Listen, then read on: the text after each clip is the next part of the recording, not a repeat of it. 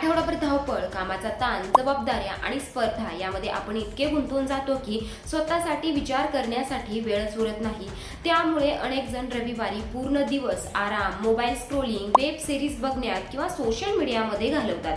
काही काळासाठी हे समाधान देत असेल तरी सोमवारी पुन्हा त्याच गोंधळाला सामोरं जाताना अनेकांना तणाव जाणवतो। मात्र काही लोक रविवारी थोडासा वेळ स्वतःसाठी आणि आपल्या नियोजनासाठी राखून ठेवतात। हा छोटासा फरक त्यांच्या यशाचा पाया ठरतो।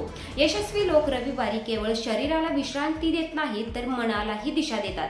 ते मागील आठवड्याचा आढावा घेतात। या आठवड्यात कोणती कामे चांगली झाली, कुठे चुका झाल्या, कोणत्या सवयी प्रगतीच्या आड येत आहेत, अशा प्रश्नांची प्रामाणिक उत्तरं शोधण्याचा प्रयत्न करतात। या व्हिडिओत आपण पाहणार आहोत की ही छोटीशी आत्मपरीक्षणाची सवय माणसाला कसं यशस्वी बनवते। नमस्कार, फिलिंग्स मनातल्या चॅनलवर आपले स्वागत आहे। मंडळी, आपण अनेकदा मोठ्या यशाचा विचार करतो पण त्यामागे असलेल्या छोट्या बदलांकडे दुर्लक्ष करतो। प्रत्यक्षात आयुष्य एका दिवसात बदलत नाही, ते अशा छोट्या आणि शांत क्षणांमध्ये बदलत असते।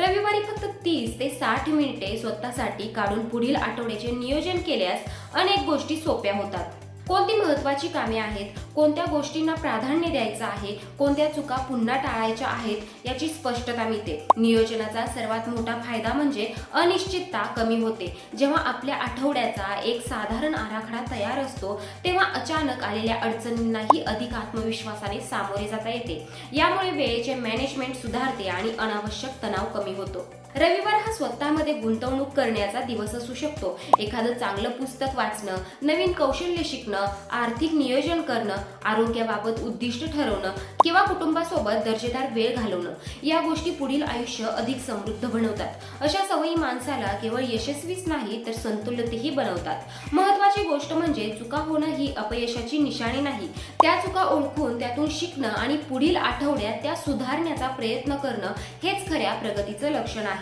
प्रत्येक रविवारी जर आपण स्वतःला काही साधे प्रश्न विचारले, मी काय शिकलो, मी कुठे चुकलो, पुढील आठवड्यात काय बदल करणार, तर हळूहळू आपल्यामध्ये सकारात्मक परिवर्तनही घडू शकते। म्हणूनच रविवार हा फक्त सुट्टीचा दिवस म्हणून पाहू नका, तो स्वतःला नव्याने घडवण्याची, आपल्या ध्येयांना दिशा देण्याची आणि आगामी आठवड्यासाठी मानसिक तयारी करण्याची संधी आहे। कारण यश अचानक मिळत नाही, ते अशा छोट्या नियोजनातून, सततच्या आत्मपरीक्षणातून आणि स्वतःला दर आठवड्याला थोडं अधिक चांगलं बनवण्याच्या प्रयत्नातून निर्माण होतं।